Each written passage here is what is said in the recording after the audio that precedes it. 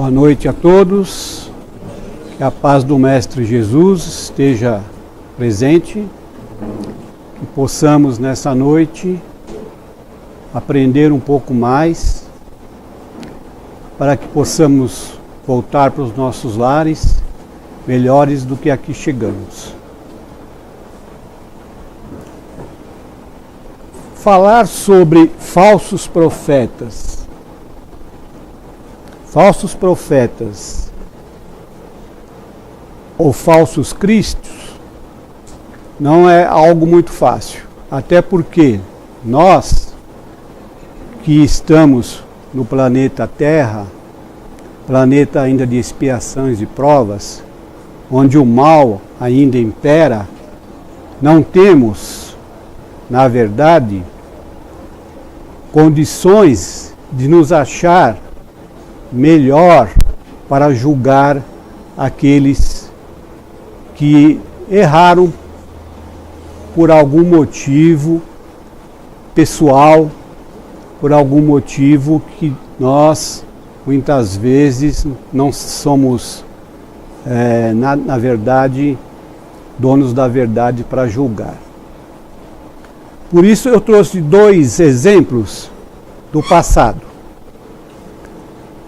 Em primeiro lugar, quero lembrar que a mediunidade, ela não é da doutrina espírita, ela pertence à humanidade.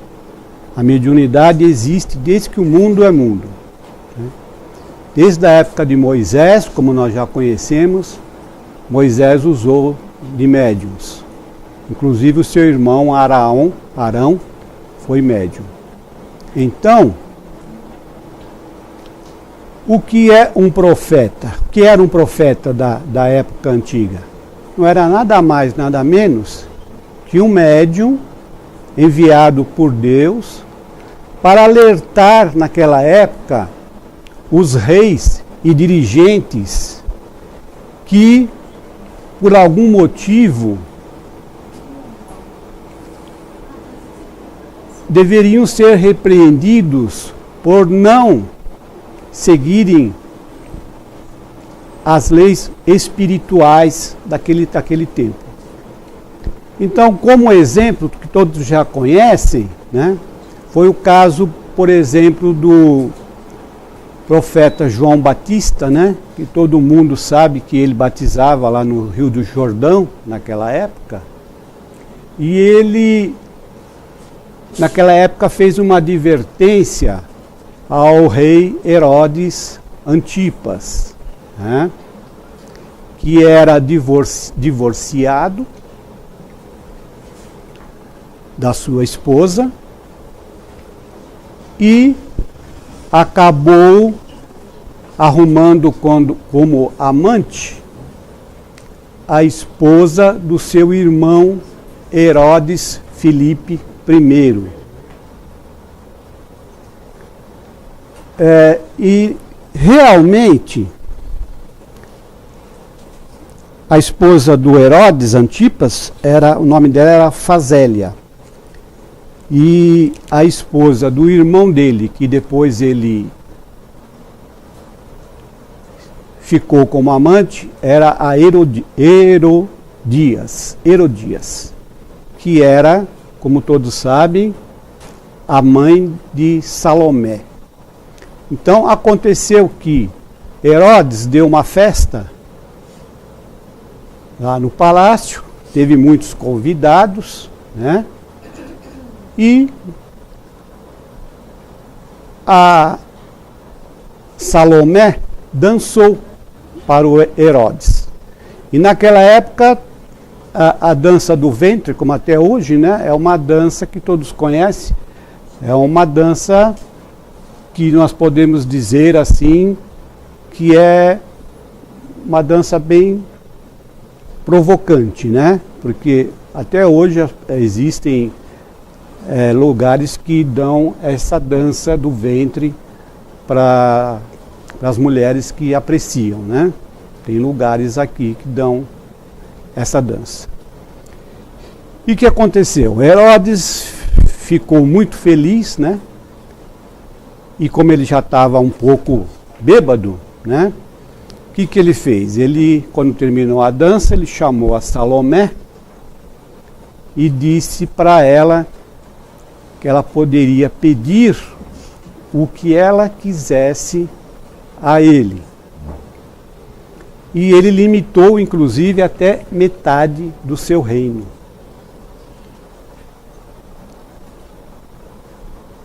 E Salomé resolveu consultar a sua mãe para saber o que ela deveria pedir a Herodes. E a sua mãe,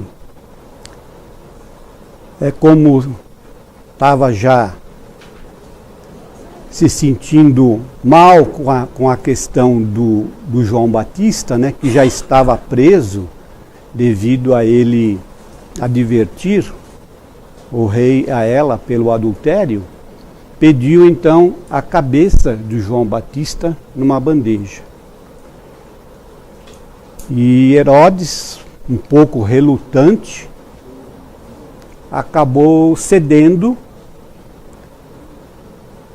ao pedido e pediu para que João Batista fosse executado na prisão.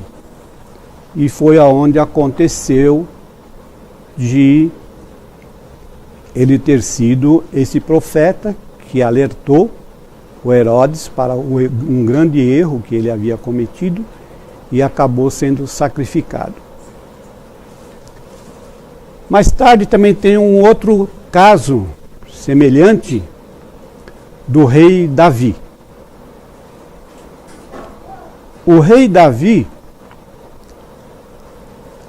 ele acabou se apaixonando pela esposa de um soldado do seu exército, a Betsabá. E o que ele fez? Ele queria ela como esposa. Mas como ela era casada com Urias, o que ele fez? Ele escreveu para o comandante do seu exército, Joabe, e pediu a Joabe que colocasse Urias na frente da batalha, num lugar perigoso, para que ele viesse ser abatido. E Joabe atendeu ao pedido de Davi. E veio a ocorrer, então, que durante a batalha, Urias foi morto. E assim que Davi ficou sabendo da morte de Urias, ele tomou como esposa a Betsabá, da qual mais tarde veio a ser a mãe de Salomão. Naquela época, havia um profeta de nome Natã, e esse profeta foi enviado a Davi para lhe dar uma reprimenda, porque pegou muito mal essa atitude de Davi no plano espiritual, no plano superior, por ele ter tido essa inconveniência de tirar a vida do seu soldado para ficar com a esposa dele. Então, Natã se apresentou a Davi e falou para ele como fosse uma parábola. E ele disse a Davi, ao rei Davi: Davi, havia dois homens, um rico e outro pobre. O rico tinha muitas vacas e muitas ovelhas, tinha um rebanho. E o pobre tinha apenas uma ovelha.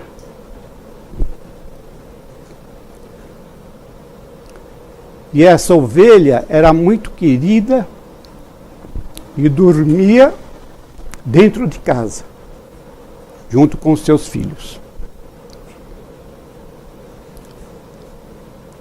E então apareceu o rico e, recebendo uma visita, pegou a única ovelha que o pobre tinha e a sacrificou, dando-a, matando-a e servindo ao seu convidado. Então, assim que Natã terminou de contar essa história, Davi ficou furioso e disse o seguinte: esse homem ainda vive? Merece morrer e terá que devolver quadruplicadamente de ovelhas ao homem que ele tomou. Deverá devolver quadruplicadamente ao homem que fez isso. Aí Natã, colocando-se à frente do Davi, disse o seguinte: este homem é você, falou para ele.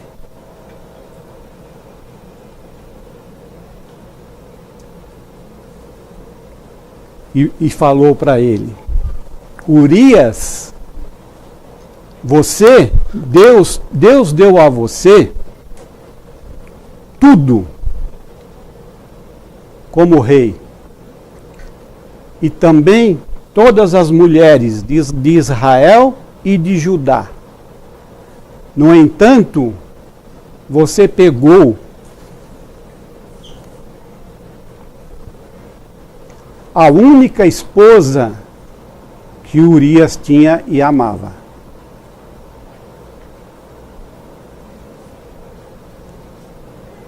Então vocês vejam que o plano espiritual, com esse exemplo, nos dá uma lição de que tudo que nós fazemos errado nesse mundo repercute no plano espiritual. Essa lição serve para nós. E muitas vezes, hoje, o plano espiritual se aproveita de terceiros, muitas vezes, para nos avisar do erro ou da injustiça que nós estamos cometendo. Isso acontece nas famílias. Às vezes um amigo que você confia muito e fala para ele: olha, você acha que eu estou certo? Eu vou tomar uma atitude assim, assim, assim, assim. E é uma atitude séria. Então muitas vezes você pede uma sugestão para um amigo de algo que você sabe que não é muito certo, né? Por que eu digo que sabe que não é muito certo? Porque na verdade, quando eu estive aqui na palestra anterior, que nós falamos sobre a fé que transforma montanhas, nós falamos sobre a lei divina que todos nós, quando saímos da mão do nosso Criador, simples e ignorantes, Deus nos colocou suas leis em nossa consciência. E ninguém poderá dizer que não sabe o que é o certo e o que é errado. E nós temos que entender também que uma mentira, por mais que ela seja colocada a alguém como verdade, ela nunca vai deixar de ser mentira. Por mais que nós camuflamos essa mentira, por mais que nós demos uma de ator e colocamos de uma forma que convença a pessoa que aquela mentira é uma verdade. Mas nós, conscientemente, saberemos que nunca ela sempre foi uma mentira. Assim como se você, por exemplo, usar de uma embalagem bonita e colocar uma bomba, seja ela numa bolsa ou qualquer coisa, e der para alguém, você estará cometendo um ato que você sabe que não é correto. Assim como se nós colocarmos, por exemplo, veneno dentro de uma embalagem de iogurte, não é porque ela está na embalagem de iogurte que não vai ser veneno. Não é verdade? Então continuará sendo veneno, importando a embalagem. Então é importante que nós passamos a refletir sobre os nossos atos, porque tudo isso tem sim influência no plano espiritual. Eles todos ficam sabendo no plano espiritual de tudo que nós fazemos. Não existe segredo que nós possamos falar que nós fizemos e ninguém viu. Até porque nós esquecemos que nós estamos rodeados de espíritos. Inclusive nosso anjo da guarda, né? Está sempre nos acompanhando. Então, existem os mensageiros do plano espiritual constantemente ao nosso redor. Tanto é verdade que eles dizem que nós somos influenciados pelos espíritos 24 horas por dia. São muitas vezes eles que nos dirigem.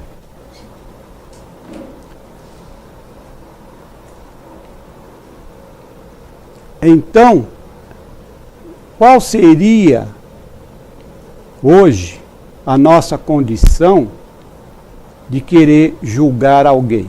Não é verdade? Nós não temos ainda condições de julgar ninguém.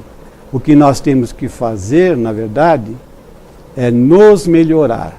Procurar, através do aprendizado, buscar dentro da doutrina, que é a bússola que nós precisamos, dos livros de Allan Kardec, desde o livro dos Espíritos, que eu até comentei que tem as leis divinas, estão ali.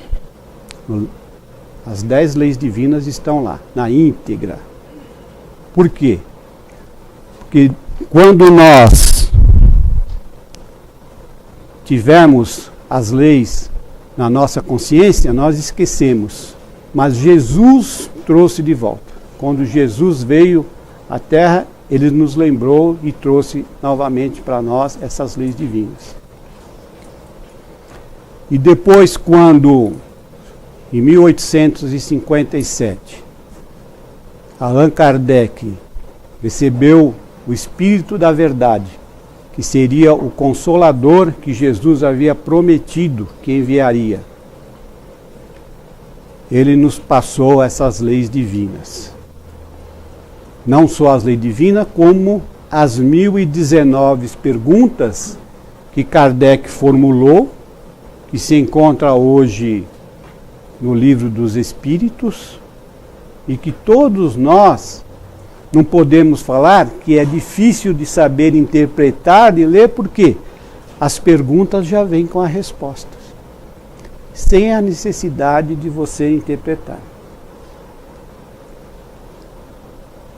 E, inclusive, a questão dos profetas, dos falsos cristos e dos falsos profetas, existem alertas desde tempos remotos. Quem tiver Bíblia em casa, seja ela católica ou seja ela de testemunha de Jeová, é a mesma coisa. Procurem lá Miqueias, capítulo 3, versículo 11. Miqueias, capítulo 3, versículo 11. Ele fala lá dos falsos profetas, né? Como eles atuam hoje ainda.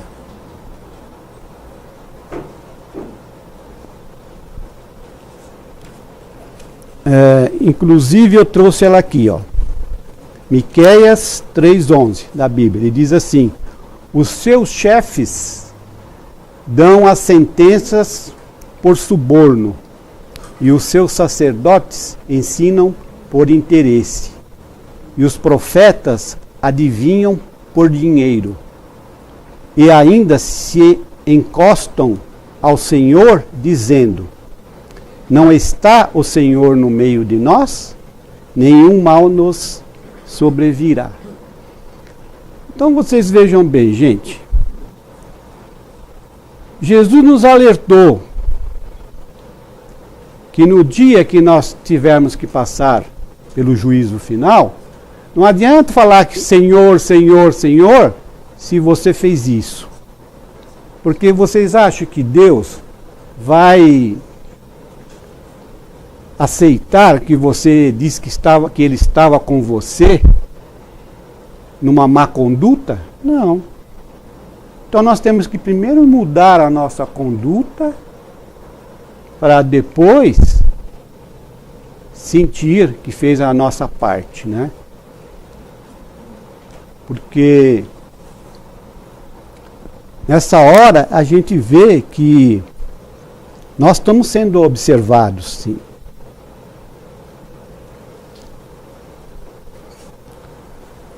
Então, agora, como é que se reconhece o verdadeiro profeta, né? É aquele que leva as leis divinas e obedece. Porque o bem está baseado na observação das leis divinas. E o mal é o contrário. Ninguém quer saber da lei. Quer saber de levar vantagem. Quer saber o que ele pode receber em troca. Não é verdade? A moral é a regra de bem proceder. Isto é, de distinguir o bem do mal. Funda-se na observância da lei de Deus. O homem procede bem quando tudo faz pelo bem de todos. Porque então cumpre a lei de Deus. E quando ele faz as coisas erradas, é o contrário. É difícil a gente entender isso? Acho que não, né? Agora, Deus é tão bom, que deixa uma porta aberta para nós através da reencarnação, né? Porque nós muitas vezes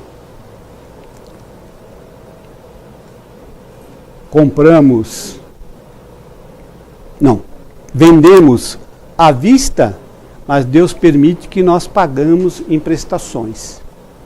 E é justamente através das reencarnações que nós vamos saldar esses nossos débitos. Mas veja bem, a reencarnação, ela não é um castigo. É a forma mais justa de repararmos nossos erros.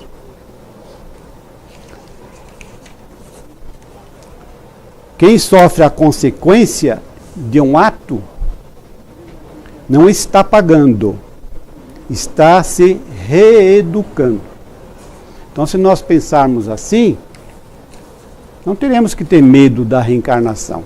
Porque tem gente que não gosta da doutrina espírita, porque fala assim, que eu vou ter que voltar para pagar, eu sofri pra caramba nessa vida, vou ter que pagar o quê ainda? Já vi muita gente falar isso. Eu não tenho nada que pagar, não. Eu só vim aqui para sofrer nessa vida. Então, quem estuda a doutrina espírita sabe que quando nós retornamos ao plano espiritual, desce o véu e você recorda, inclusive, de reencarnações anteriores. Aí você vai estar frente a frente com você mesmo. Muita gente pensa assim, pô, será que quando eu chegar lá, vai ter meus inimigos lá me esperando, vai ter um juiz, vai ter um advogado, todo mundo apontando o dedo para mim, é esse aí, ó, chegou agora. Não vai ter ninguém. Você vai ser colocado, sentado. O André Luiz fala assim, está tudo registrado na sua mente, tudo que você fez, nessa e outra reencarnação, está tudo ali registrado. Você até vai ver a promessa que você fez, que você ia mudar a reencarnação atual, que você está hoje. Porque quando nós viemos para cá, nós prometemos alguma coisa, que nós iríamos mudar, que nós não mudamos na anterior. E o plano espiritual nos diz muitas vezes que, às vezes, a gente repete igualzinho a outra, não muda nada. Quer dizer, perdeu praticamente uma reencarnação. Não deu um passo de melhora. Tanto é a verdade que vocês veem, já passou mais de 2000 anos que Jesus esteve aqui, e o ensinamento dele de amai vossos inimigos, eu pergunto, quem de nós já conseguiu amar um inimigo? Perdoar um inimigo? Muitas vezes nós não perdoamos nem os nossos familiares dentro de casa, não é verdade?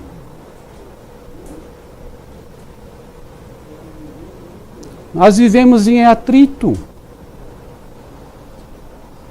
Então nós colocamos em prática a lei que Jesus nos ensinou? Alguém pode dizer aqui em sã consciência que já perdoou um inimigo? Será um espírito que eu vou tirar o chapéu, porque eu tenho essa dificuldade. Que a gente perdoa às vezes, mas é só por boca, né? Ah, está perdoado. Mas se chega lá, você já deleta ele do Facebook, não quer mais conversa no WhatsApp, não quer nada. Não é verdade? Primeira coisa que você vai fazer. Nós ainda somos crianças, né? Agimos como crianças, essa é a verdade. E temos ainda muito que aprender nesse mundo, né? É a oportunidade. Tem uma frase que eu gosto muito que fala assim: se você não pode voltar desde o começo para fazer tudo de novo, porque muita gente fala assim, se eu fosse tão experiente no passado como eu sou agora, eu teria feito muito mais por mim, eu teria estudado, eu teria tido uma profissão bem melhor, isso, aquilo, que lá. Não é assim? Nós muitas vezes, porque o mais precioso que nós temos e que nós jogamos fora e não damos valor, é o tempo. E o tempo passa rápido, hein? Eu tenho certeza que quem está aqui, que tem a minha idade, mais ou menos, não apaga da nossa mente o tempo que nós brincávamos ainda de bolinha de gude, tá aqui, ó. Eu estou vendo meu tempo de criança. E passou muito rápido. Passou muito rápido. Não é verdade? A gente nem percebe. A gente nem percebe muitas vezes. Nós jogamos as reencarnações fora porque perdemos tempo. Muita gente até se fala assim, tem reencarnação? Que legal, né? Não vou morrer nunca? Não vai. Então não tenho pressa. Eu vou estudar na próxima. Na próxima eu vou melhorar a minha condição. Essa aqui não vale a pena eu voltar. Então tem uma frase que diz assim, se você não pode voltar para fazer tudo de novo, Comece agora e faça um novo fim. Um novo fim. Comece agora, faça um novo fim. Então, já que você não pode fazer um começo, faça um novo fim. Melhore a sua condição a partir de agora, né? E como nós vamos fazer isso? Nos revendo. Vocês já viram falar daquela frase que Sócrates trouxe lá da Grécia, do conhece-te a ti mesmo? É isso que nós precisamos fazer. Conhece-te a ti mesmo. O segredo está aí, ó. Quando a gente passa a se conhecer, a gente vai começar a repensar mais no nosso equilíbrio, né? Equilíbrio emocional, porque muitas vezes nós não temos paciência, né? Eu me incluo nessa impaciência com as pessoas, principalmente dentro de casa, né? Porque a máscara nós colocamos quando nós saímos de casa. Quem nos vê falar aqui não conhece a nossa verdadeira relação dentro do lar. Agora, se tiver aqui algum vizinho meio fala assim, eu conheço esse cara, eu já vi ele gritar lá na casa dele lá. Não é verdade? Então é assim, lá não tem como você colocar a máscara, todo mundo te conhece. Lá o filho conhece, o marido conhece, a mulher conhece, o marido e assim por diante. A sogra conhece, o sogro conhece. Ali não tem como você sair do centro e chegar lá, parecia que é um anjinho.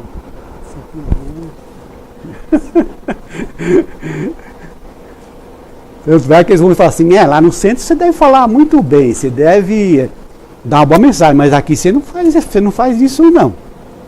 Não é verdade? Então, eu aprendi uma coisa, gente.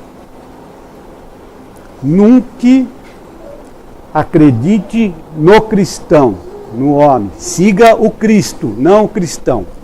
Ninguém tem que pegar como exemplo nós, que estamos no mesmo barco.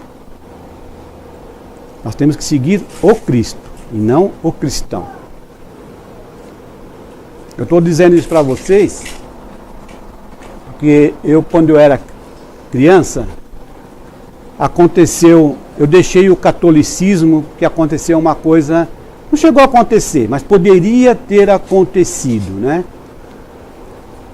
Eu estava fazendo o curso lá para a primeira comunhão, porque a minha mãe queria que eu fosse coroinha. Ela achava bonito, né? Porque naquela época os coroinha se vestia quase igual o padre.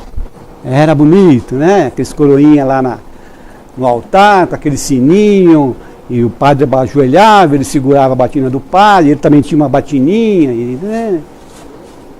Minha mãe queria que eu fizesse, depois da primeira comunhão, o curso de coroinha. Eu devia ter meus 9 anos, 10 anos, foi 10 anos de idade, quando eu fiz a primeira comunhão. E como naquela época existia o confessionário, hoje acho que não existe mais, né? Confessionário ainda tem, não sei. Hein? Como tinha o confessionário, a gente tinha que confessar para receber a hóstia, não era isso? Tinha que ir lá falar com o padre, os pecados. O padre era o intercessor dos nossos pecados. Ele que... Aí, o que ele fazia? Mandava você depois lá no altar, rezar um Pai Nosso, dependendo do que você falava, 3 Ave Marias. Mas como eu era criança, nem sabe, não tinha muito pecado, né? E se o padre mandasse rezar 2 Pai Nosso, já estava bom, ou 3 Ave Marias, era isso. E eu me lembro que os padres ouviam a gente e não falavam nada, simplesmente mandavam você lá no altar rezar e acabou, beleza. Até que um dia eu fui surpreendido por um padre novo, né? O senhor de idade saiu da igreja, entrou. E um dia eu fui confessar e eu falei assim, eu fiz coisa feia. Aí ele falou assim, mas você fez sozinho ou com alguém? Nunca o padre tinha perguntado isso. Eu falei, sozinho. Ele falou assim, então vem aqui mais tarde, lá depois das 7 da noite, para a gente conversar. Eu falei, o quê? Eu não vou coisa nenhuma, nunca vi um padre falou isso para mim, eu vou lá. Não vou não. Aí eu resolvi conversar, assim, com um amiguinho lá que já era coroinha, que já tinha se formado coroinha. Falei, pô, meu padre falou isso pra mim. Aí que eu não fui mais, mas o cara falou assim, esse padre é legal, vem sim, ele dá vinho pra gente. Aí eu falei, agora que eu não vou. Então vocês vejam bem, gente. Eu nunca mais fui para a igreja católica. Depois a minha mãe comprou a casinha dela lá na Vila Maria, fui morar para lá, não quis mais saber de igreja católica. Só vim, depois que eu servi aeronáutica, eu só vim a conhecer o espiritismo em 1975. Mas só vim mesmo a trabalhar no espiritismo em 1989. E estou até hoje, graças a Deus. Então, para terminar, eu quero dizer o seguinte, eu fiz uma pesquisa assim, muito rapidinha sobre falsos cristos, né? Não notei nome de nenhum deles e tal, mas eu descobri que no século XIX nasceram 9 que se tornaram falsos cristos. Já no século XX, pulou para 13.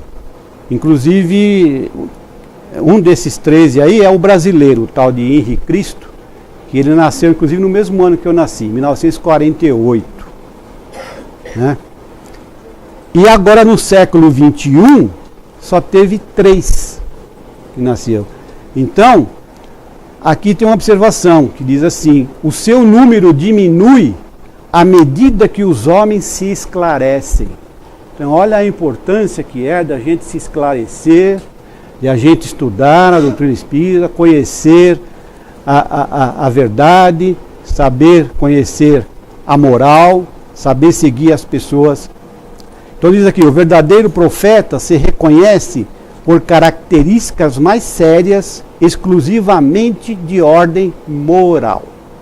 Essa, então, é o alerta que nós devemos dar. Então, muito agradecido, obrigado pela atenção. Queremos agradecer a presença de todos. Queremos agradecer a presença de todos, lembrando sempre a importância do conhecimento através da boa leitura, dos bons autores que devemos pesquisar. Isso é de suma importância, o conhecimento e a prática deste conhecimento. Então lembramos sempre de que uma pessoa que esteve ao nosso lado, não há muito tempo, o nosso amigo Chico Xavier. Vamos lembrar dele com muito carinho, porém com um olhar atencioso pelos seus gestos, onde ele falava que ele era o carteiro, né, da espiritualidade, e através das suas psicografias, de suas mãos, passaram grandes ensinamentos que a gente, os maiores que a gente realmente recomenda é sobre Emmanuel e André Luiz. Então, meus amigos, que possamos realmente avaliar e compreender esses caminhos. Então vamos fazer a nossa prece final, agradecendo a todos pela oportunidade. Posso falar só uma palavrinha? Eu esqueci de um detalhe que eu acho muito importante. Se tem um apóstolo, um espírito da época de Jesus, que eu considero que conseguiu dar uma volta de 360 graus e salvar a sua reencarnação, foi o apóstolo Paulo. Então nós temos aqui um livro, Paulo e Estevão. Pra você ter uma ideia, Paulo assassinou Estevão nessa reencarnação última dele. e ele deu a volta por cima e ainda foi recebido por Cristo. Porque quando ele lá em Damasco, Cristo apareceu para ele, Saulo, ele chamava Saulo na época, Saulo, Saulo, por que me persegues? E caiu a ficha e ele passou dali para frente porque ele era muito fiel a Moisés, mas passou para frente a defender os cristãos e se tornou um cristão. E é justamente o apóstolo Paulo que tem um exemplo que nós devemos seguir em termos de salvar a reencarnação. Quem lê aquele livro não vai se arrepender. Um livro muito interessante e muito emocionante. Então vamos fazer a nossa prece de encerramento. Obrigada. Meus amados em Cristo, nosso coração se alegra com as palavras que nós ouvimos do Evangelho. Nosso coração fica sereno, mas nós não podemos nos esquecer a quem é que nós entregamos, quais são as pessoas que nós confiamos ou de alguma maneira deixamos que conduzam as nossas vidas. Quem são os profetas, quem são os santos que efetivamente são bons. E Jesus disse: bom é meu Pai que está nos céus. Atentemos a quem nós consideramos bons, quais os exemplos que devem ser seguidos, porque nem todo espírito vem de Deus. Primeiro nós precisamos ver se os espíritos são de Deus. Felizes aqueles que podem ter como exemplo ninguém menos que Jesus. Na dúvida, meus irmãos, sigam Jesus.